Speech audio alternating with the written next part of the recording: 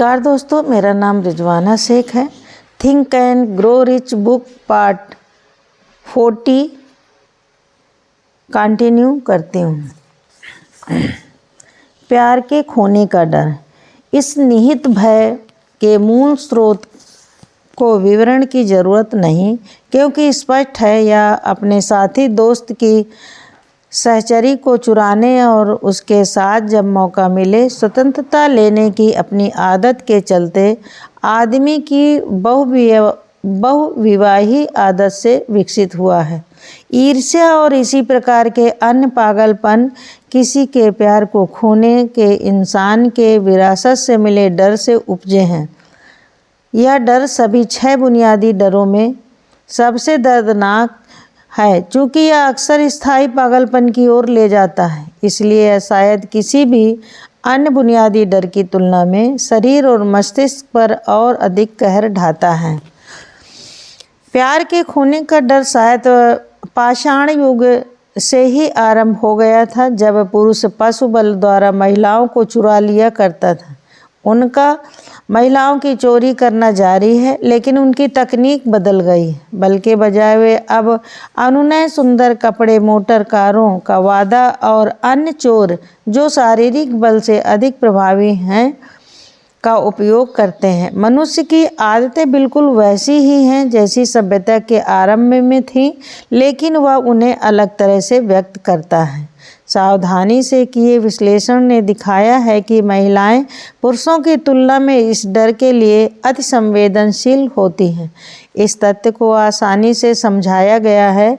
महिलाओं ने अनुभव सीखा है कि पुरुष स्वभाव से बहुविवाही और इसलिए उन्हें प्रतिद्वंदियों के हाथों में छोड़ने पर भरोसा नहीं किया जा सकता है। प्यार के खोने के डर के लक्षण। इस डर के प्रमुख लक्षण इस प्रकार हैं। ईर्ष्या, पर्याप्त आधार का तर्कसंगत प्रमाण के बिना मित्रों और प्रियजनों पर संदेह करने की आदत। ईर्ष्या पागलपन का एक रूप है जो कभी कभी थोड़े से कारण के बिना भी हिंसक हो जाता है। आधार के बिना पत्नी या पति पर बेवफाई का आरोप लगाने की आदत। हर किसी पर समान संदेह, किसी में भी पूर्ण विश्वास नहीं होना। गलती खोजना, थोड़ी सी उत्तेजना पर या किसी भी कारण के बिना दोस्तों, रिश्तेदारों, व्यापार के सहयोगियों और प्रियजनों की गलती निकालने की आदत। जुआ प्यार खरीदा जा सकता है के विश्वास के साथ प्रियजनों को धन उपलब्ध कराने के लिए जुए, चोरी, धोखाधड़ी और अन्य खतरनाक जोखिम लेने की आदत। एक अनुकूल दिखावे के उद्देश्य से प्रियजनों को उपहार प्रदान करने के लिए अपने साधनों से अधिक खर्च करने और ऋण लेने की आदत। अनिद्रा, घबराहट, दृढ़ता की कमी है। इच्छा शक्ति की कमजोरी, आत्मनियंत्रण की कमी है, आत्मनिर्भरता की कमी है, बुरा स्वभाव है। बुढ़ापे का डर। मुख्य रूप से यह डर 2 स्रोतों से पैदा होता है। सबसे पहले यह विचार की वृद्धावस्था अपने साथ गरीबी ला सकती है। दूसरा और सबसे आम स्रोत से कहीं अधिक अतीत की झूठी और क्रूर शिक्षा, जिन्हें नरक की आग और चालाकी के साथ डर के माध्यम से आदमी को गुलाम बनाने के लिए रची गई अन्य डरावनी चीज़ों के साथ बहुत अच्छी तरह से मिलाया गया है। बुढ़ापे के बुनियादी डर में आदमी के पास इस डर के 2 बहुत ही ठोस कारण हैं। एक, अपने साथी लोगों पर अविश्वास जो उसकी उन सभी सांसारिक चीज़ों को छीन सकते हैं जिनका वह अधिकारी है, और दूसरा, दूर दुनिया की भयानक तस्वीरों से उत्पन्न होने वाला, जिसे उसके मस्तिष्क में सामाजिक आनुवंशिकता के माध्यम से उसके अपने मस्तिष्क पर पूरा अधिकार होने से पहले ही रोपित किया गया था। खराब स्वास्थ्य की संभावना जो बढ़ती उम्र के साथ लोगों में अधिक आम हो जाती है, भी इस आम डर को योगदान देने वाला कारण है। कामुकता भी बुढ़ापे के डर के कारण में प्रवेश करती है, क्योंकि कोई भी आदमी अपने सेक्स आकर्षण के कम होने के विचार को पसंद नहीं करता। बुढ़ापे के डर का सबसे आम कारण गरीबी की संभावना के साथ जुड़ा हुआ है। वृद्धाश्रम एक सुंदर शब्द नहीं है, यह हर उस व्यक्ति के मस्तिष्क में उदासी फैला देता है जिसकी अपने घटते वर्षों को किसी वृद्धाश्रम में बिताने की संभावना है। बुढ़ापे के डर में एक और योगदान देने वाला कारण स्वतंत्रता और स्वतंत्रता की हानि की संभावना है, क्योंकि बुढ़ापे के द्वारा शरीर और आर्थिक दोनों में स्वतंत्रता की कमी लाने की संभावना होती है।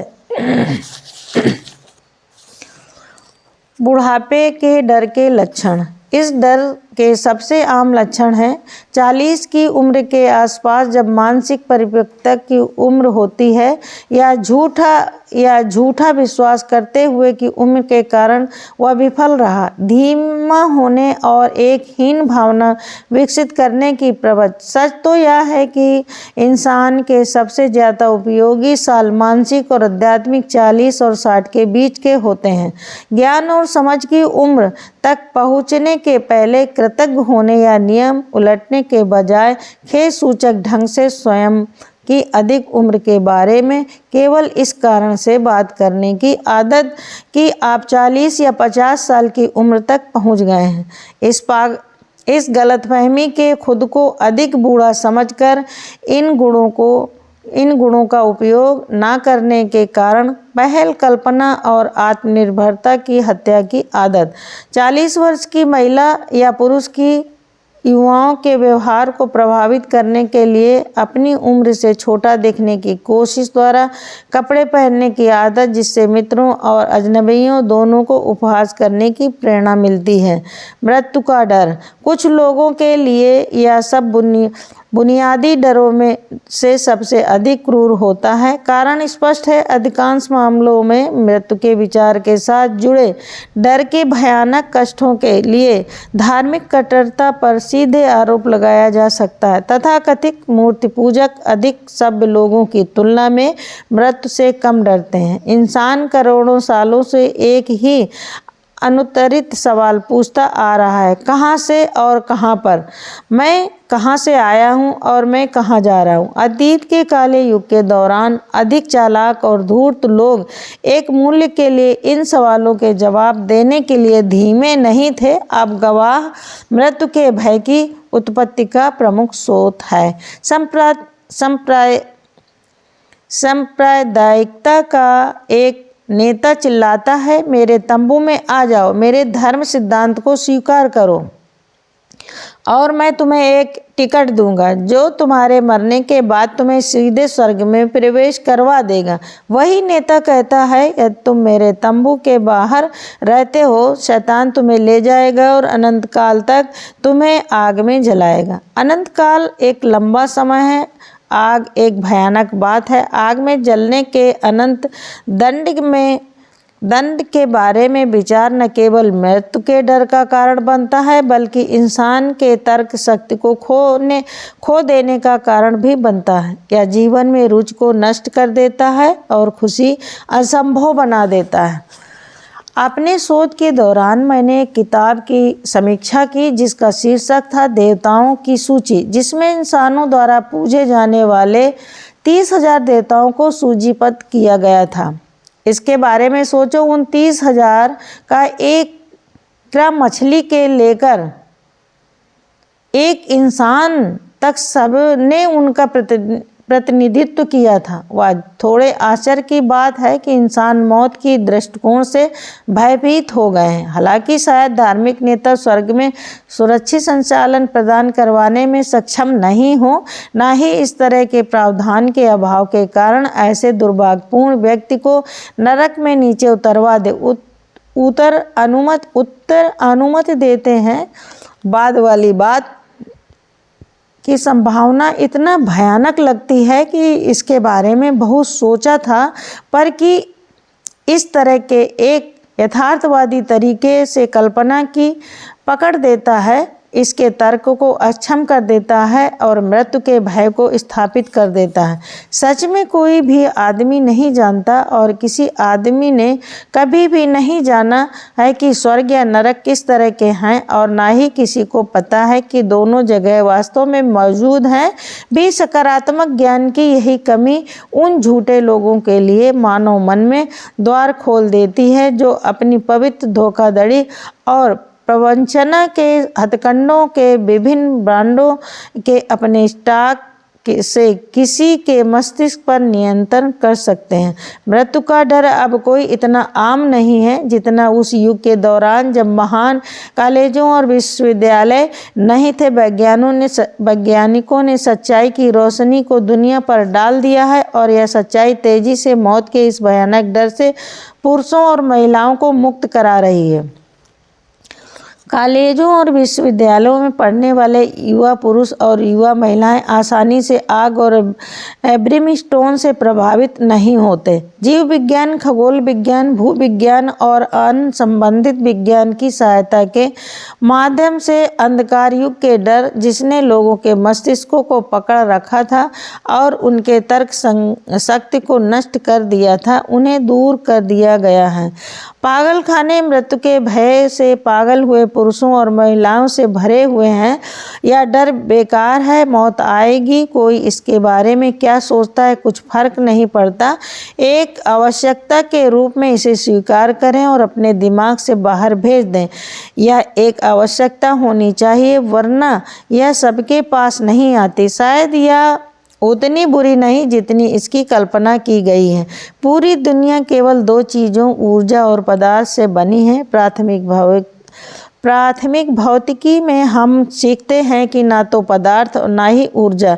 इंसान को ज्ञात केवल दो वास्तविकताएं ना तो बनाई जा सकती हैं और ना ही नष्ट की जा सकती हैं। दोनों पदार्थ और ऊर्जा को एक दूसरे में तब्दील किया जा सकता है, लेकिन दोनों को ही नष्ट नहीं किया जा सकता। यदि जीवन कुछ है तो यह ऊर्जा है। यदि ना तो पदार्थ और ना ही ऊर्जा को नष्ट किया जा सकता है तो बेशक जीवन को भी नष्ट नहीं किया जा सकता। जीवन ऊर्जा के अन्य रूपों की तरह रूप परिवर्तन या परिवर्तन की विभिन्न प्रक्रियाओं के माध्यम से गुजर सकता है, लेकिन इसे नष्ट नहीं किया जा सकता है। मौत मात्र रूप परिवर्तन है। यदि मौत मात्र परिवर्तन या रूप परिवर्तन नहीं है तो मौत के बाद कुछ भी नहीं आता सिवाय एक लंबी अनंत शांतिपूर्ण नींद के। और नींद से डरने की क्या जरूरत। इस प्रकार आप हमेशा के लिए मृत्यु के डर का सफाया कर सकते हैं। मृत्यु के डर के लक्षण। इस डर के समान लक्षण इस प्रकार है। आमतौर पर उद्देश्य या एक उपयुक्त व्यवसाय की कमी के कारण जीवन का भरपूर उपयोग करने की बजाय मरने के बारे में सोचने की आदत या डर वृद्ध लोगों में अधिक प्रचलित होता है, लेकिन कभी कभी अधिक युवा भी इसके शिकार होते हैं। मौत के डर के सभी उपायों में से सबसे बड़ा है दूसरों के लिए उपयोगी सेवा द्वारा समर्थित उपलब्धि की एक तीव्र इच्छा।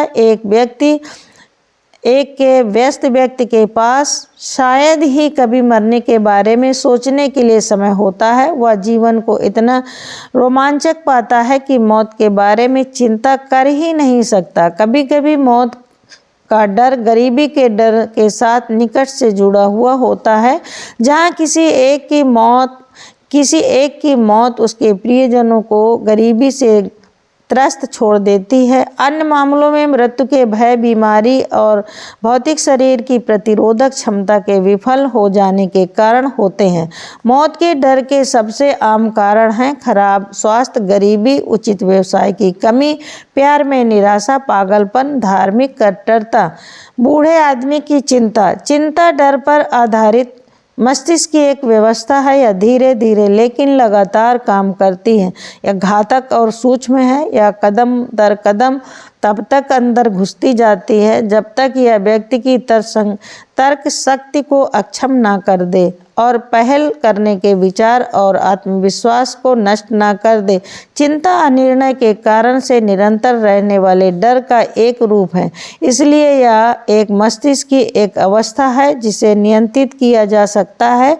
एक अस्थिर मस्तिष्क ऐसा असहाय होता है। अनिर्णय से एक अस्थिर मस्तिष्क बनता। अधिकांश व्यक्तियों में तुरंत निर्णय पर पहुंचने की और निर्णयों को लेने के बाद उनके साथ खड़े रहने की इच्छा शक्ति की कमी होती है। यहाँ तक कि सामान्य व्यापार की परिस्थितियों के दौरान भी अति अशांति की अवधि के दौरान, जैसा दुनिया ने हाल ही में अनुभव किया, एक व्यक्ति अहम एक व्यक्ति अक्षम होता है मात्र उसके निर्णय तक पहुंचने में धीमी गति के अपने निहित स्वभाव से ही नहीं, लेकिन वह अपने आसपास अन्य लोगों के अनिर्णय से भी प्रभावित होता है, जिन्होंने बड़े पैमाने पर अनिर्णय की परिस्थितियों को जन्म दिया है।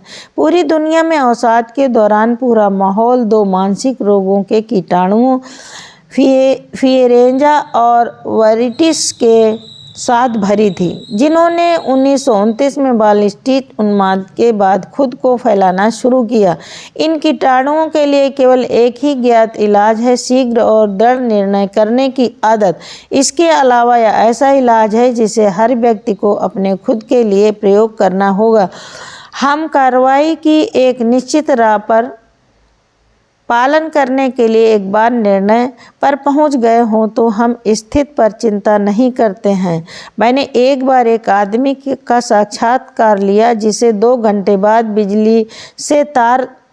बिजली से मार दिया जाना था। यह प्राणदंडित व्यक्ति उसके साथ मौत के सेल में 8 लोगों में से सबसे शांत था। उसकी शांति ने मुझे यह पूछने के लिए प्रेरित किया, उसे यह जानकर कैसा महसूस हो रहा है कि वह थोड़ी देर में अनंत काल में जाने वाला है। अपने चेहरे पर विश्वास की एक मुस्कान के साथ उसने कहा, अच्छा लग रहा है। जरा सोचो भाई, मेरी परेशानियां जल्दी ही खत्म हो जाएंगी। मुझे पूरे जीवन में मुसीबत के अलावा और कुछ नहीं मिला। खाना और कपड़े पाने में भी कठिनाई हुई है। जल्दी मुझे इन चीज़ों की ज़रूरत नहीं होगी। जब से मैंने निश्चित रूप से महसूस किया कि मैं मरने वाला हूँ, तब से मुझे अच्छा लग रहा है। अच्छी भावना में अपने भाग्य को स्वीकार करने के लिए मैंने अपना मन बना लिया। जैसे ही वह यह बोला, उसने उसके पास लाए गए 3 लोगों के लिए पर्याप्त भोजन को जल्दी जल्दी खा लिया। हर निवाले का स्पष्ट रूप से ऐसा आनंद लेते हुए जैसे उसके साथ कोई बुरी घटना नहीं होने वाली है। निर्णय ने उस आदमी को अपने भाग्य को स्वीकार करने की स्वेच्छा दी है। निर्णय भी अवांछित परिस्थितियों की स्वीकृति को रोक सकता है। निर्णय के माध्यम से 6 बुनियादी डर चिंता के रूप में परिवर्तित हो जाते हैं। एक अनिवार्य घटना के रूप में मौत को स्वीकार करने के एक निर्णय पर पहुंचकर हमेशा के लिए मौत के डर से अपने आप को मुक्त करें। आप चिंता के बिना जितना भी धन जमा कर सकते हैं, उसे पाने के निर्णय पर पहुंचने के द्वारा गरीबी के डर को पछाड़ दें। अन्य लोगों को क्या लगता है या वे क्या कहते हैं, क्या करते हैं, वे कहते हैं के बारे में चिंता नहीं करने के एक निर्णय पर पहुंचने से आलोचना के डर की गर्दन पर अपना पैर रख दें। बुढ़ापे के डर को एक बाधा के रूप में नहीं, बल्कि एक ऐसे महान वरदान के रूप में स्वीकार करने के एक निर्णय पर पहुंचकर खत्म कर दें, जो अपने साथ ज्ञान, आत्मनियंत्रण और वह समझ जो युवाओं को नहीं होती। लक्षण भूल जाने के निर्णय से बीमार स्वास्थ्य के डर से खुद को मुक्त करें। यदि आवश्यक हो तो प्यार के बिना आगे बढ़ने के एक निर्णय पर पहुंचने से प्यार के नुकसान के डर पर महारत हासिल करें। सभी रूपों में चिंता करने की आदत को मार डालने का एक व्यापक निर्णय लें कि जीवन द्वारा कुछ भी ऐसा प्रस्तुत नहीं किया जाता जिसका मूल चिंता करके चुकाया जाए। इस निर्णय के साथ संतुलन, मन की शांति और विचार की शांति आएगी जो खुशी लाएगी। एक व्यक्ति जिसका मन भय से भरा रहता है, न केवल बुद्धिमत्तापूर्ण कार्रवाई के अपने स्वयं के अवसरों को नष्ट कर देता है, बल्कि उन सभी के मन में भी इन विनाशकारी कंपनों को पहुंचाता है जो उसके संपर्क में आते हैं और उनके अवसरों को भी नष्ट कर देता है। एक कुत्ता या एक घोड़ा भी जानता है कि कब इसके मालिक में साहस की कमी होती है। इसके अलावा एक कुत्ता या एक घोड़ा अपने मालिक द्वारा फेंके गए डर के कंपनों को ग्रहण कर लेता है और उन्हीं के अनुसार व्यवहार करता है। हम जानवरों के साम्राज्य में बुद्धि की रेखा से नीचे डर के कंपन को महसूस करने की इसी क्षमता को पाते हैं। एक मधुमक्खी अज्ञात कारणों से तुरंत एक व्यक्ति के मस्तिष्क में डर का अनुभव करा लेती है। एक मधुमक्खी ऐसे व्यक्ति को अधिक सरलता से डंक मारेगी जिसका मस्तिष्क डर के कंपनों को छोड़ रहा है, बजाय उस व्यक्ति पर हमला करने के जिसका मस्तिष्क किसी डर को दर्ज नहीं करता।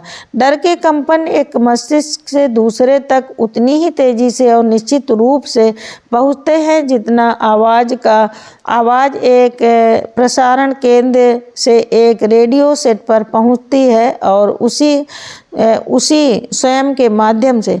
मानसिक दूर संवेदन एक वास्तविकता है। विचार स्वेच्छा से एक मस्तिष्क के दूसरे तक जाते हैं, चाहे यह तथ्य विचारों को जारी करने वाला व्यक्ति या उन विचारों को प्राप्त करने वाला व्यक्ति जानता हो या नहीं।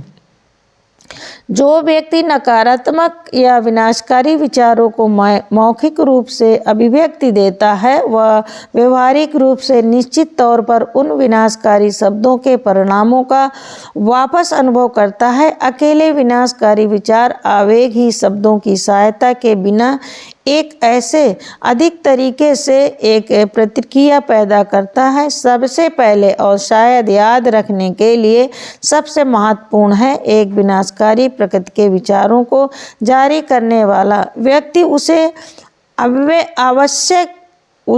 व्यक्ति उसे अवश्य ही रचनात्मक कल्पना के संकाय को तोड़ने के कारण नुकसान को भुगतना होगा।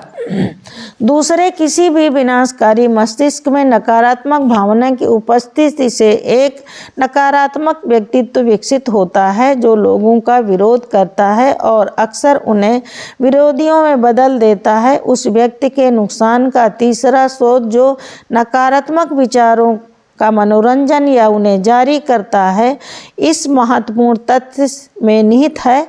विचार आयोग केवल दूसरों के लिए ही हानिकारक नहीं होते बल्कि उन्हें जारी करने वाले व्यक्ति के अवचेतन मन में खुद बैठ जाते हैं और उनके चरित्र का हिस्सा हो जाते हैं। इंसान विचारों को मात्र जारी करने से कभी उन्हें समाप्त नहीं कर पाता। जब एक विचार जारी किया जाता है तो यह आकाश के माध्यम से हर दिशा में फैल जाता है, लेकिन यह इसे जारी करने वाले व्यक्ति के अवचेतन मन में स्थायी रूप से खुद को भी स्थापित कर लेता है।